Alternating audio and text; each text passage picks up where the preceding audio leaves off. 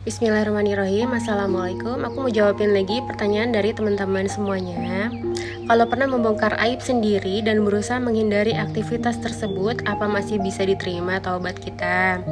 Insya Allah, taubat itu bisa untuk dosa apapun, bahkan dosa kafir, dosa syirik, itu semua bisa diampuni dosanya selagi kita masih hidup, masih bernafas, selagi kita masih ada di dunia ini, masih Allah kasih waktu dan nyawa kita belum sampai ke kerongkongan kita.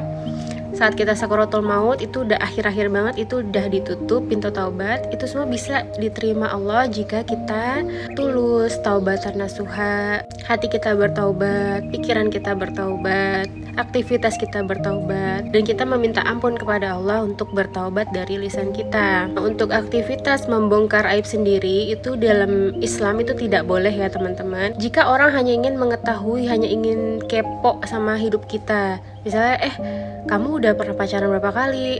Kamu udah pernah ngapain aja? Kamu pernah nyuri apa enggak? Dulu hal-hal yang pernah kita lakukan dan kita sudah tidak melakukannya itu lagi, kita tidak boleh membongkar aib kita, termasuk juga aib keluarga kita.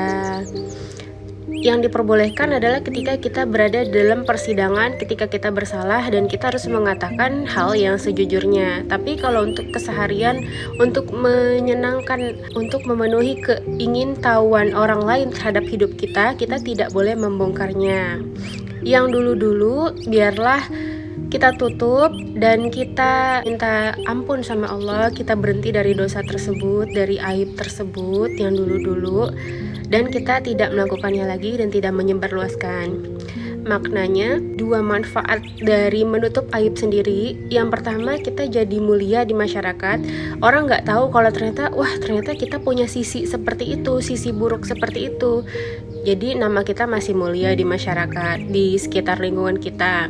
Yang kedua, kita tidak mensyiarkan keburukan. Misalnya, aku dulu pernah ngerokok loh, misalnya gitu. Dan orang yang belum ngerokok, jadinya dia aja ngerokok, dia aja yang kayaknya lebih soleha dari aku pernah ngerokok. Ya gimana aku lagi? Jadi kita menyebarluaskan keburukan itu. Merokok itu kan makruh atau haram ya. Jadi itu suatu keburukan. Atau dulu pernah pacaran ngapain aja, cerita-cerita di dalam keseharian tongkrongan, di dalam pergaulan kita gitu, cerita-cerita itu nggak perlu kita ceritain, tutup aja aib kita. Kalau orang nanya, ya udah itu mah udah aku lupain sih masa lalu, udah gitu aja. Pertanyaannya, jika terlanjur kita ceplas-ceplos membuka aib kita, membuka aib keluarga kita, kita minta tolong, mohon sama Allah supaya Allah membuat orang itu lupa sama diri kita, sama aib-aib kita. Allah membuat orang itu nggak ngeh sama apa yang kita omongin waktu itu. Kita minta tolong sama Allah. Allah itu kan yang maha kuasa.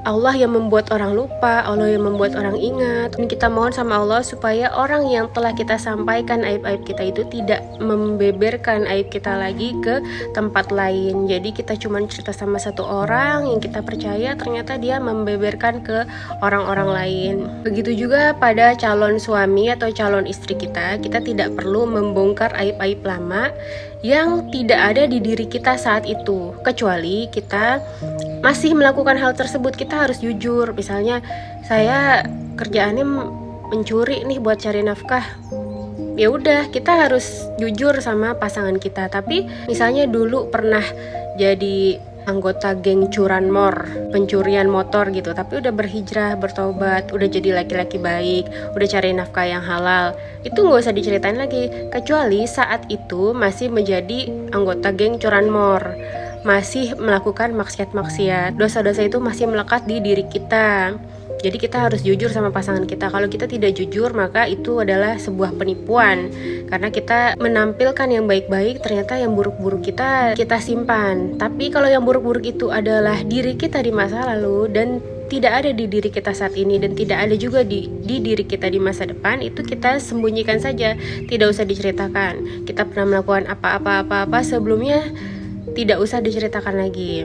Dan begitu juga dengan teman-teman kita, saat kita ngobrol lebih baik kita membicarakan hal-hal yang bermanfaat kayak bisnis ke depan atau cerita-cerita orang-orang yang menginspirasi Jangan juga ceritakan aib orang lain karena itu akan menjadi dosa gibah. Dosa gibah itu harus kita minta maaf sama orang yang kita ceritain.